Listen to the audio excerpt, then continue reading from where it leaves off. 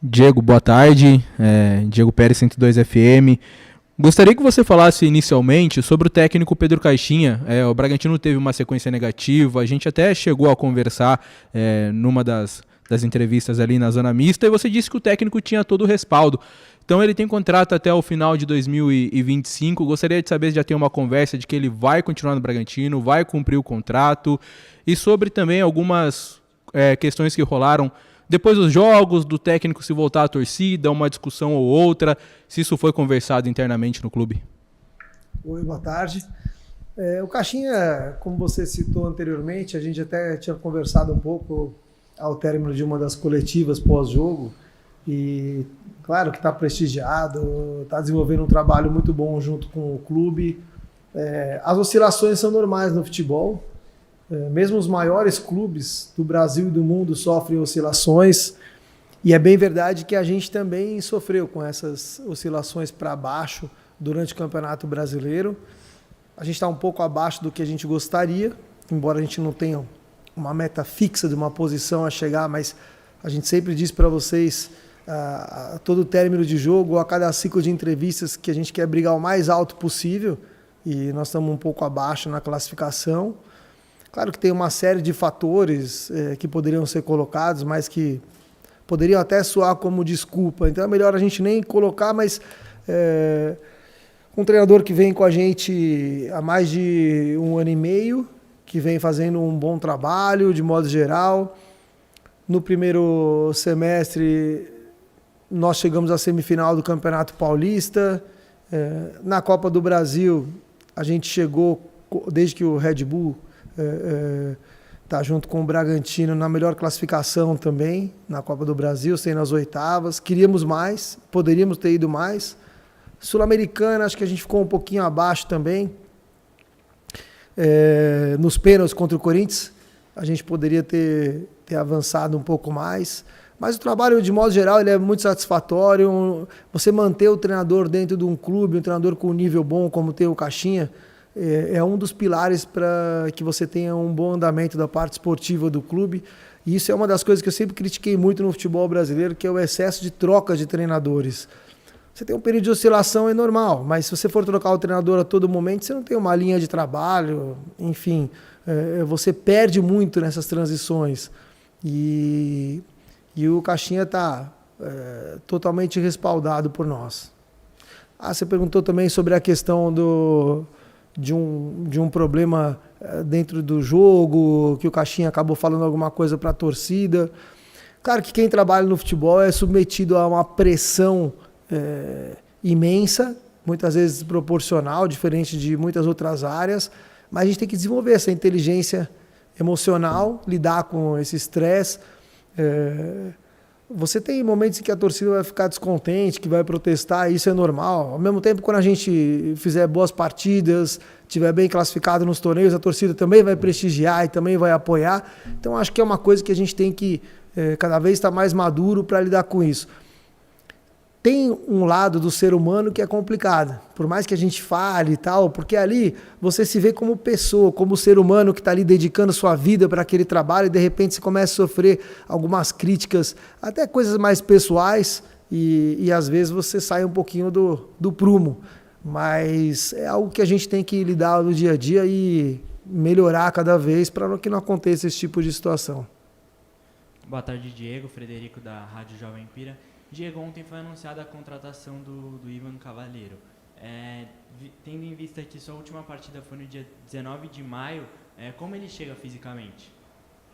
Verdade, a gente contratou o Ivan Cavaleiro, foi uma situação, acho que deve ter algum tópico sobre a venda do Elinho, a gente fala depois, mas com a saída do Elinho e com o empréstimo do Nacho, que não vinha tendo muito espaço, a gente achou necessário buscar uma alternativa na dificuldade do mercado pós-fechamento da janela, tendo em vista aí que a gente podia só trazer jogadores que tivessem livres antes do término da janela. Nós encontramos no Cavaleiro um jogador com um perfil interessante para o clube, um pouco mais experiente, um jogador já rodado, que passou por inúmeros países e equipes, jogou na Inglaterra bastante tempo, jogou na Turquia, jogou na França, jogou em Portugal. Então é um jogador bem rodado, muito familiarizado com o futebol brasileiro. Inclusive, ele tem uma questão familiar, de uma pessoa da família, acho que a esposa do pai é brasileira, e ele vinha muito para o Brasil, conhece muito. E uma coisa que particularmente me motivou a trazer esse atleta primeiro para um contrato mais curto, né, até o final do Brasileiro, foi a vontade dele de atuar no Brasil. Porque às vezes para um atleta europeu é uma coisa muito nova, é uma coisa que de repente um desafio que o cara viria só por muito dinheiro, porque não é o que ele quer, ele preferia continuar na Europa, e no caso do Ivan não. Ele tinha um interesse genuíno de atuar aqui no Brasil, de ter essa experiência. Isso foi muito bacana e contou muito também para que eu sentisse firmeza para trazer ele para esse período curto.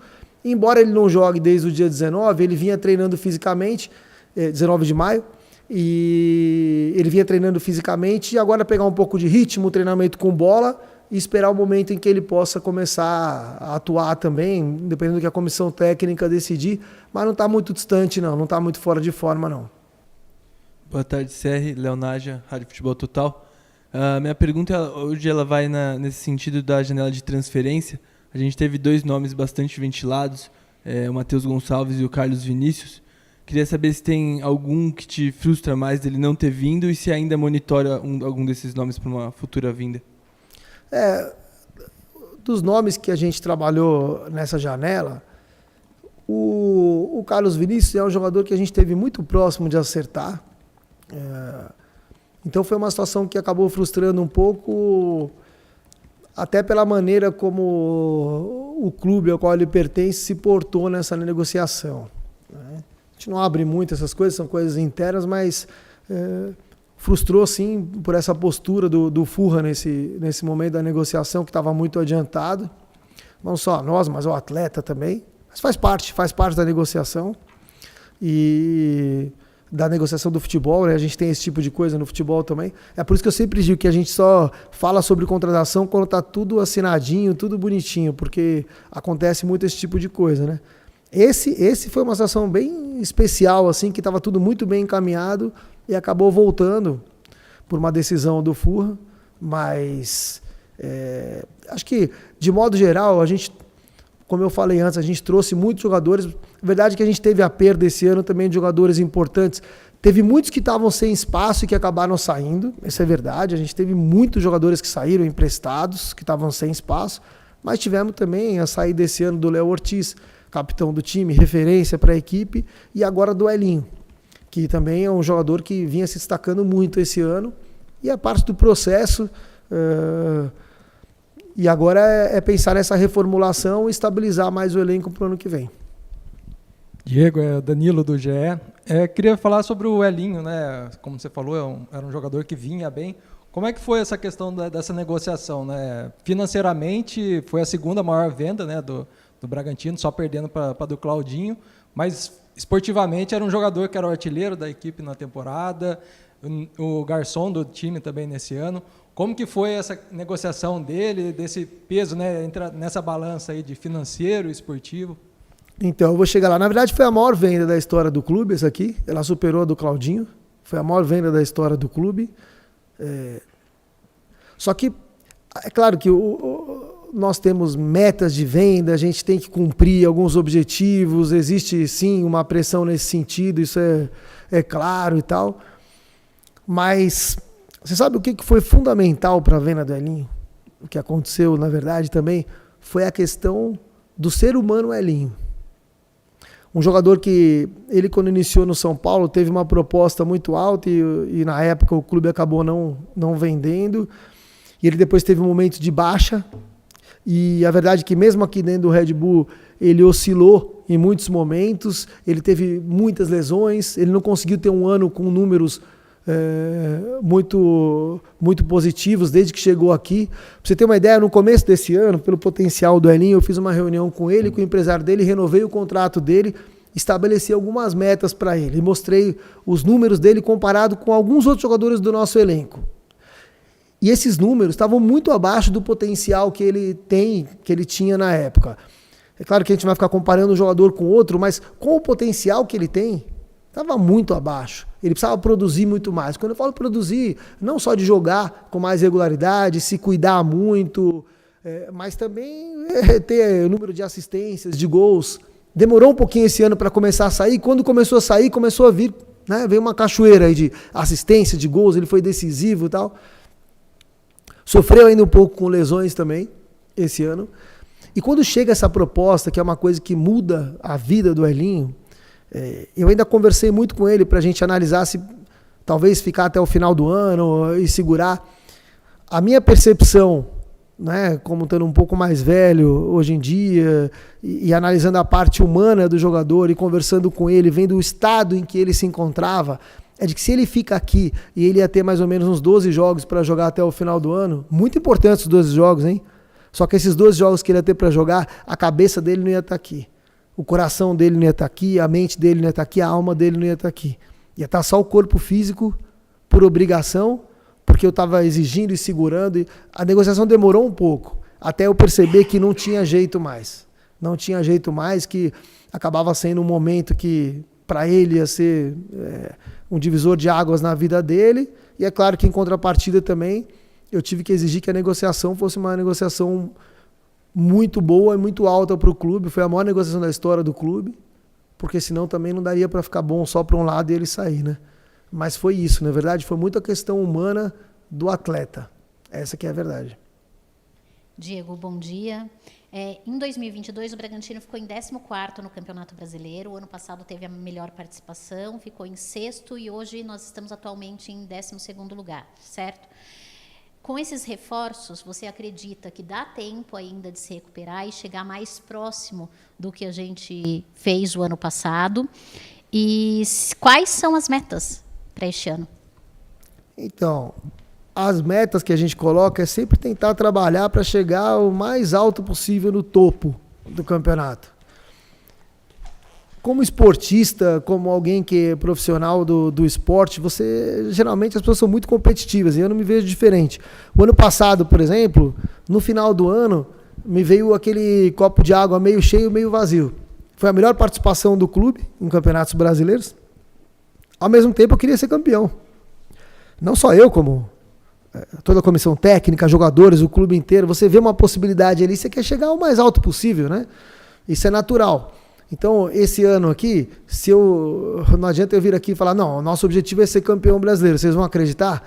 Vendo a tabela como está hoje, não tem condições de brigar para ser campeão brasileiro. Você tem ali poucos clubes brigando para ser campeão em cima, são aqueles que vão brigar até o fim. E nós temos que trabalhar muito duro, ganhar confiança, que é essencial no futebol. Vocês falaram da questão dos reforços, se dá para chegar um pouco mais em cima. Além dos jogadores que chegaram, eu particularmente, eu acho que o maior reforço que a gente tem é a volta de muitos jogadores lesionados, que infelizmente esse ano foi terrível para nós. Não foi só para a nossa equipe, teve várias equipes que sofreram, mas a nossa especialmente. Se vocês analisassem lá nos jogos aqui em casa, você via lá um local onde ficam os atletas, você tinha um time inteiro de lesionados.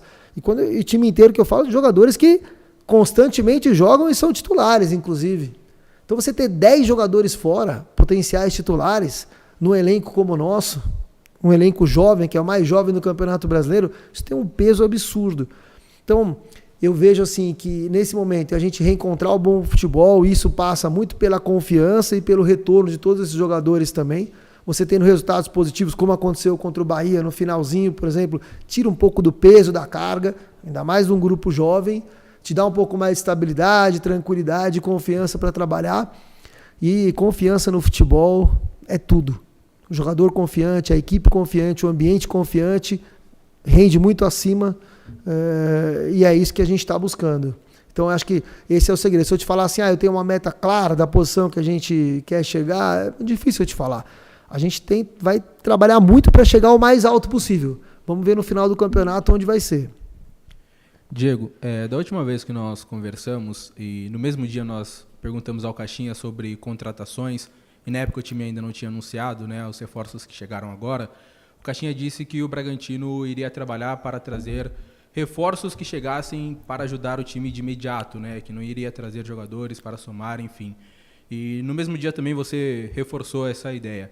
O Bragantino trouxe 3 jogadores inicialmente, depois o John, que foi o maior investimento, mas 3 jogadores que estão nesse método de apostas, jogadores jovens que serão desenvolvidos e que dificilmente nesse início já vão entrar como titulares. Enfim, o Caixinha até falou um pouco sobre as contratações na última entrevista coletiva e disse que vai ter que inserir aos poucos esses jogadores.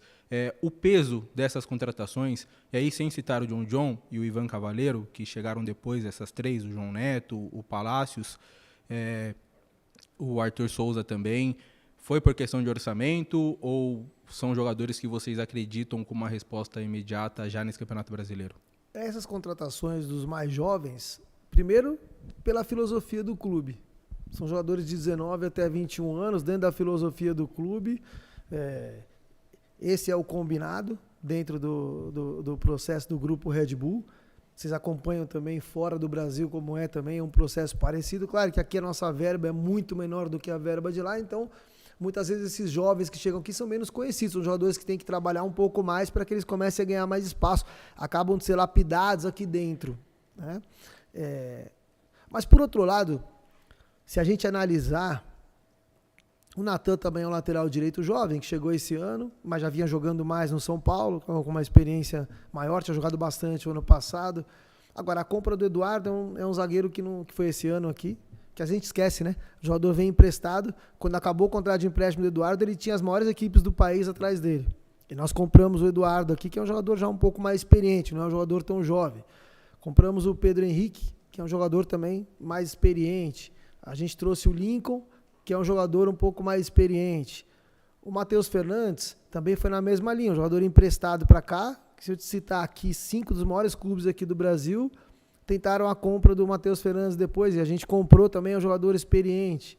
Então, eu posso estar esquecendo algum, agora tem o Cavaleiro também, tem o John também, que já estava, apesar de jovem, jogando mais. Então, você vê assim, dos 10 jogadores mais ou menos que nós trouxemos esse ano, e que é muitos deles são experientes também.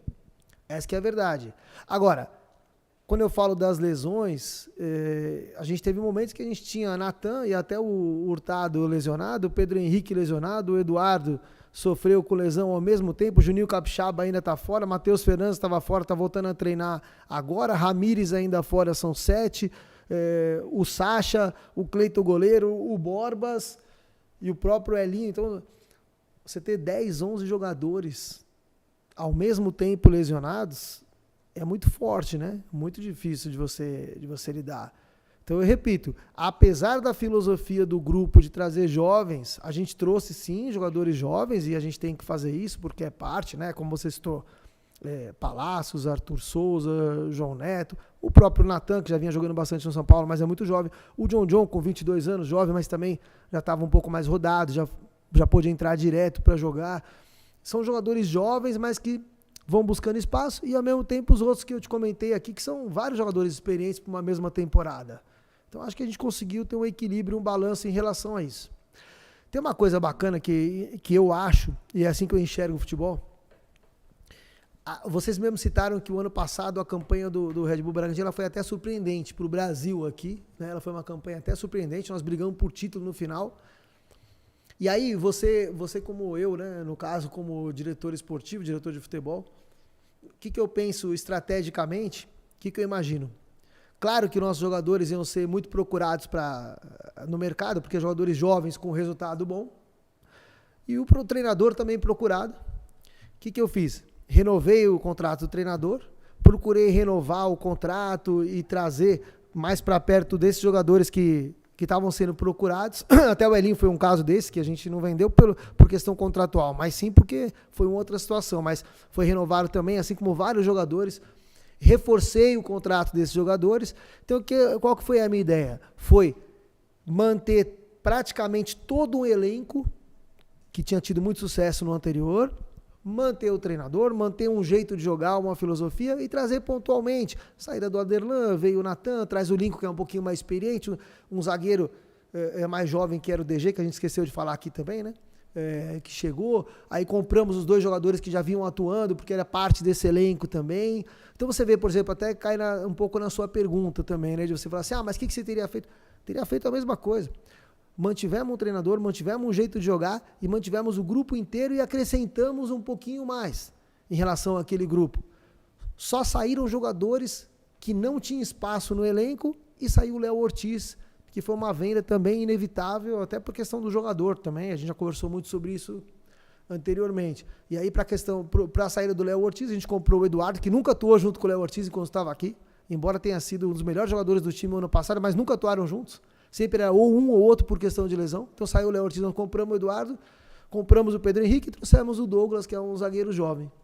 Saíram alguns que não tinham muito espaço e a gente manteve o time inteiro. Então, eu acho que a estratégia foi correta, assim. Eu, todos esses anos aqui no futebol, sempre procuro fazer reflexões. Claro que a gente tem coisas para melhorar, para acrescentar e tal, mas a estratégia foi uma estratégia correta.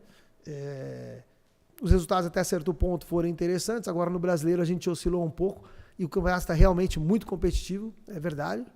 Mas eu acho que esse é o caminho mesmo do clube. O Diego, até é uma questão não diretamente a sua, você fala em lesões. Salvo engano, esse ano só 3 atletas não se lesionaram, DG, Gustavinho e Vitinho. Talvez outros vieram ao longo... A gente estava buscando outro dia, quase todos passaram por alguma lesão.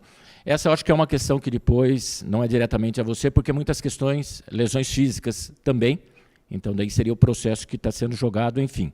O Escuro falava em 5 anos para disputar títulos. O torcedor questiona, mas já se passaram 5 anos.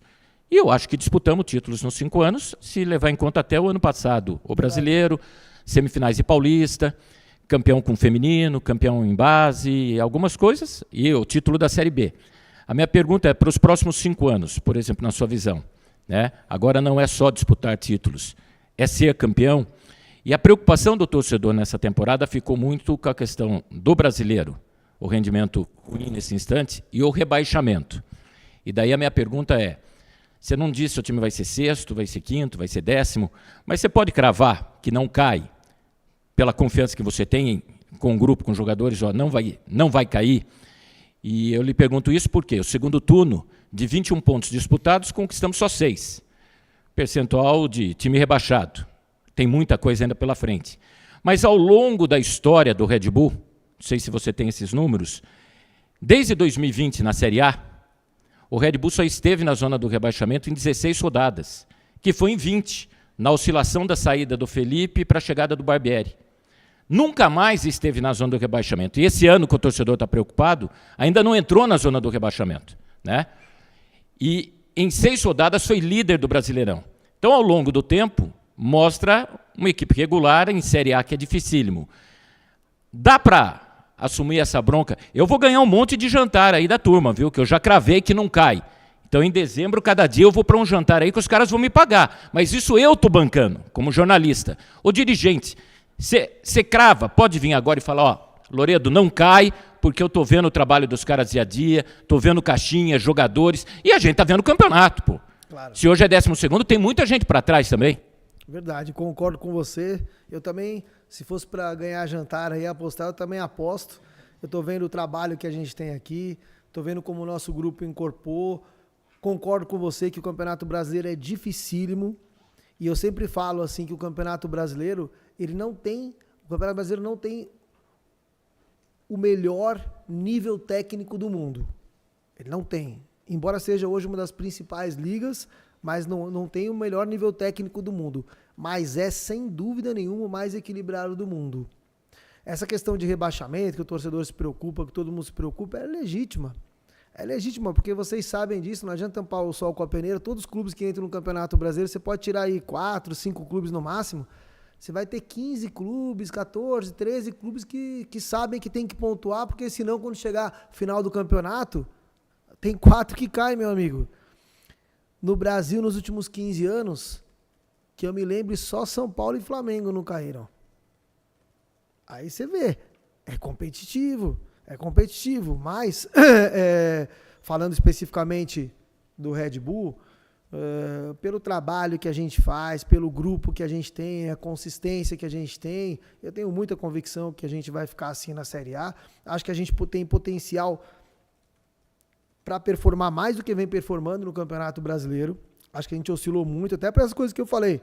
Mesmo o time que o ano passado praticamente deslanchou e brigou por título no final, E é o mesmo time praticamente. A gente perdeu o Léo Ortiz, que, bem verdade, também participou só de uma parte da campanha ano passado, porque estava machucado, né? Como a gente disse, foi o Eduardo um período, o Léo Ortiz o outro. Então a gente tem praticamente o mesmo grupo. O Elinho andou machucado muito tempo ano passado também.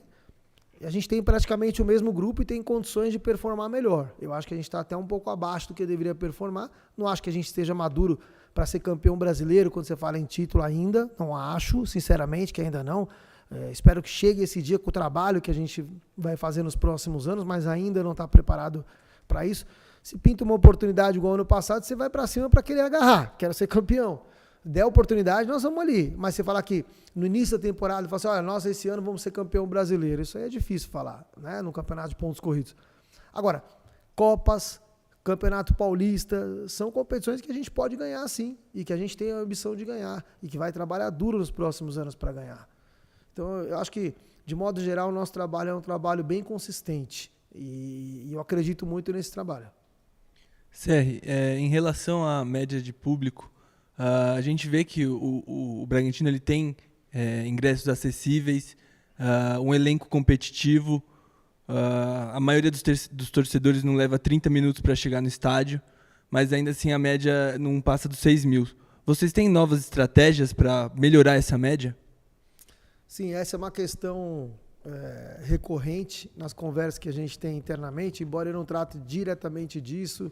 O André, que está aqui, fica mais à frente dessa área, com o pessoal de marketing, com ações inovadoras, estratégias para trazer público, trazer família, trazer crianças para o estádio. É verdade que a gente tem que fomentar isso e tem que trabalhar as novas gerações, né, nesse sentido. Até a questão da nova arena também pode contribuir com isso também, que pode gerar uma experiência de jogo um pouco diferente para o público. Acho que é um processo natural de crescimento. A gente vem falando assim, tudo que passou nos últimos anos, o clube, tudo que a gente tem feito para encorpar um pouco mais esse clube, para que a torcida também se aproxime mais. É natural que a gente vá crescendo junto, clube e torcida. Sérgio, você falou da questão das lesões, né, que atrapalharam o time bastante nessa temporada, às vezes 10, 11 jogadores. Vocês da comissão técnica, departamento médico, têm conversado, às vezes, não sei, alguma mudança de algum procedimento? Eu sei que algumas lesões não tem como evitar, né, que faz parte do jogo, mas tem alguma conversa, algum trabalho para tentar evitar, né, não ter números tão altos assim de lesões? Tem. Um dia eu até queria convidar vocês aqui para fazer um day use aqui com a gente, que a gente começa bem cedinho, aí a gente tem reuniões que participam todos os profissionais da área de performance, departamento médico, fisiologia, preparação física, nutrição, parte técnica. A gente avalia todos os jogadores todos os dias, né? Passa por uma avaliação antes de entrar nessa reunião, para discutir todos os casos, procurar minimizar o máximo possível. Quando tem lesões, a gente sempre fica discutindo, será que daria para ter segurado um pouco mais aqui, ou naquele jogo o cara, de repente, poderia não ter ido, mas a grande verdade é que hoje, por exemplo, na Europa, alguns jogadores começaram a falar até em possível movimento de greve por causa do número de jogos. E eles têm muito menos jogos do que aqui. Nos últimos dois meses, a gente teve 19 jogos em 2 meses. Então, fatalmente, você jogando no ritmo que a gente joga, que é verdade que a nossa equipe joga sempre num tom um pouquinho acima, né? A intensidade é uma marca do projeto. A gente treinando forte, jogando forte, tendo o número de jogos que a gente tem, acabou acontecendo que acumulou, sim, muitas lesões nesse período. Agora nosso calendário está um pouco mais tranquilo até o final do ano e a gente tem a volta de muitos jogadores, então acho que a equipe vai estar mais encorpada. Eu sei que obras é com o André, mas eu não posso deixar de perguntar se tem um planejamento para mudar ainda esse ano lá para o Municipal ou só para o ano que vem para o Paulistão. Não, para esse ano aqui a gente conversou, eu deixei bem claro também para o André da parte esportiva, ele também sabe disso e concordou que não tem a mínima chance de sair no meio do campeonato e iniciar num estádio novo, em que a gente ainda não conhece tão bem. O fator casa ainda é muito importante. Só você vê o percentual de pontos dentro e fora de casa aí, e nós vamos com certeza continuar no AB até o final do ano. Não existe essa hipótese de sair, não. Obrigado, Diego. Se tiver mais alguma pergunta, também está tranquilo. Não sei se tem mais alguma coisa. Se quiser fechar alguma coisa aí, pode ir.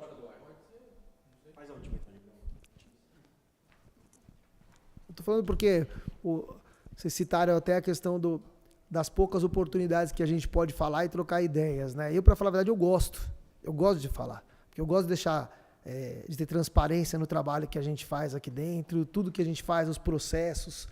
Eu trabalhei em muitos clubes até clubes diferentes, né? Clubes associativos, clube empresa, e o trabalho que se faz aqui, a metodologia que a gente tem, o cuidado com tudo, menos política e muito mais, um trabalho muito mais técnico, estruturado. Então é legal a gente poder passar um pouco isso para vocês aqui. Eu gosto de ter essas oportunidades. Claro que existe uma diretriz da empresa de se falar menos em algumas oportunidades e não falar como de costume. Por exemplo, em outras equipes, quando terminava o jogo, muitas vezes eu ia junto com o treinador ali toda vez para a coletiva, porque era, enfim, uma cultura. Por exemplo, no Rio Grande do Sul tem essa cultura muito. Enfim, eu respeito.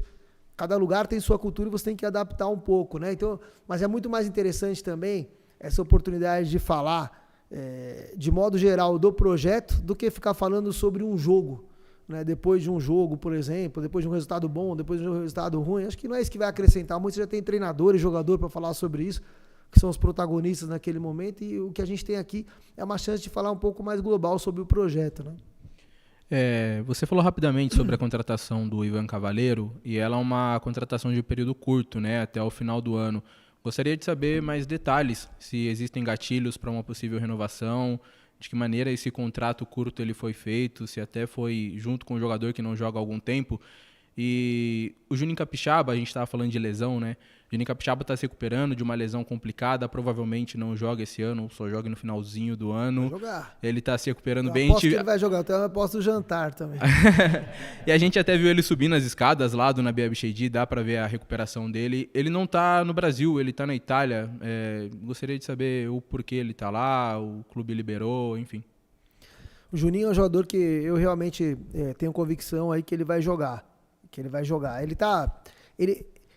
A recuperação dele foi uma lesão complicada, e a recuperação dele, ela tem algumas fases na recuperação. Ele fez uma primeira fase aqui e agora realmente ele foi autorizado para resolver uma questão pessoal a viajar e volta em seguida para cá, mas ele está inclusive sendo acompanhado por um profissional e continuando o tratamento que ele tem que fazer, que não dependia tanto de equipamentos, mas mais de um profissional junto com ele, que foi indicado aqui pelo clube e está sendo acompanhado pelo clube também. Não é um profissional do clube, mas foi indicado pelo nosso coordenador da fisioterapia e que está em constante contato com ele diário. Ele já vai voltar quando acabar de resolver essa questão pessoal dele, e isso não vai influenciar em nada o tempo de retorno dele aos gramados, senão a gente não teria liberado ele para viajar.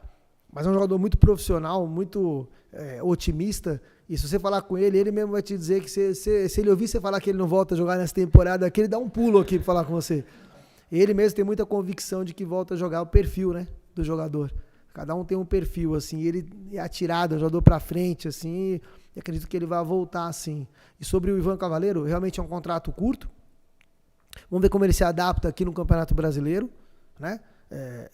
E aí, ao término disso, a gente tem sim gatilhos que podem até renovar o contrato automaticamente, algumas metas, mas também tem a possibilidade de não atingir essas metas e a gente conversar e achar que vale a pena para as duas partes estender um contrato. Ou não. Sérgio, até pela postura de vocês, da empresa, como vocês tratam hoje com o Raul, né, que está num término de contrato, né? A consideração ao atleta, porque a gente viu no passado até a valorização do clube mesmo, quando liberou a Aderlan, quando teve um caso de Edmar, vamos dizer, ele está fechando o ciclo. Hoje com o Raul, vocês veem isso, de fato, e o atleta sabe, e daí todo o respeito da empresa também nessa reta final, até por não ter existido ainda essa renovação. E no caso de jogadores emprestados ainda é cedo para alguma definição, porque eu vejo o Lincoln, por exemplo, que tem um contrato de empréstimo, e em redes sociais, alguns familiares já em tom de despedida, volta à Turquia, tal, que eu acho que é até natural. Mas para o clube, né, nesse caso de empréstimo é cedo, e do Raul, que nem o atleta sabe, né, até que são os últimos jogos dele no clube, e daí de repente até algo no sentido de agradecimento do clube também pelo período que ele aqui esteve. Então, sobre os emprestados, tanto os jogadores que a gente cedeu por empréstimo, como também os que a gente trouxe por empréstimo, tem também o DG que está emprestado, né? Tem alguns jogadores, ainda não tem uma definição, é uma coisa que a gente tem um pouquinho de tempo ainda para definir isso. E sobre o Raul, o que eu te digo sobre o Raul é o seguinte, aí é uma questão de conduta, é o jeito que eu levo o futebol, e que para mim é uma das coisas mais importantes que eu aprendi na minha vida, desde que comecei a jogar com 13 anos, depois passando por treinador, pelas funções que eu passei e como diretor nesses últimos 15 anos aí. Mas eu não sei o que vai acontecer ainda para o Raul, se ele vai querer renovar, se o clube vai querer renovar com ele, é uma coisa normal de final de contrato. Mas uma coisa eu sei, e é uma coisa que é uma linha que eu sempre tive e que eu sempre vou ter, independente do que for acontecer, que é sempre olhar no olho do jogador e falar a verdade para o jogador, seja qual for a decisão. Queremos renovar, minhas condições para renovar são essas aqui, o que a gente pode oferecer é isso, ou não queremos renovar porque terminou um ciclo, como foi, por exemplo, com o Aderlan, como foi com alguns jogadores, que se olha no olho do atleta, se conversa e se toma uma decisão.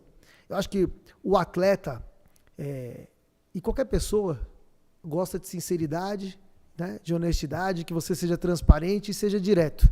Ninguém gosta de ficar aqui sendo enganado. Então, seja ela qual for a decisão, seja ela com o Raul, seja ela com o Lincoln, seja com o DG, seja com o Cavaleiro, seja com qualquer jogador, com qualquer pessoa daqui de dentro do projeto, uma coisa que eu não me furto é de ter que cumprir o meu papel de líder do projeto, de olhar no olho, de falar com as pessoas, tanto em momentos bons como em momentos ruins também, isso faz parte. Isso aconteceu comigo já inúmeras vezes na minha vida, acaba sendo uma coisa meio normal no futebol, mais do que em outras atividades, você ter términos de contrato, saída, venda, chegada, né? Uma coisa que a gente é acostumado nesse meio do futebol. E o mais importante de tudo é manter uma linha, ser direto, olhar no olho. Eu acho que isso é uma coisa que não tem preço. Mas você já não tinha olhado no olho dele? Eu olho no olho dele, até no seu olho, quando você está aqui na minha frente, estou olhando no seu olho também para falar. No dele que está tudo... Interessa. Com todo mundo que eu falo, eu olho no olho. Ele está aqui comigo todos os dias. Você acha que eu olhei no olho dele já ou não? Ele sabe disso. O do quê? Dessa situação, porque... Sabe? Eu já falei para ele. Eu já olhei para ele no olho dele, já tive a conversa com ele. Só para você saber, o Raul é um jogador que começou comigo. Como vários outros que tem aqui também, que começaram comigo em outros projetos, o Raul era um garoto que subiu comigo no Ceará. Eu conheço ele desde garoto. Então, o respeito que eu tenho por todos é igual. E eu já conversei com ele no olho dele, disse que ainda não tem uma definição também aqui por nossa parte, também quero ouvir ele depois. Seja qual for o desfecho no final do ano, o respeito vai sempre estar em primeiro lugar. Vai, Massa Bruta!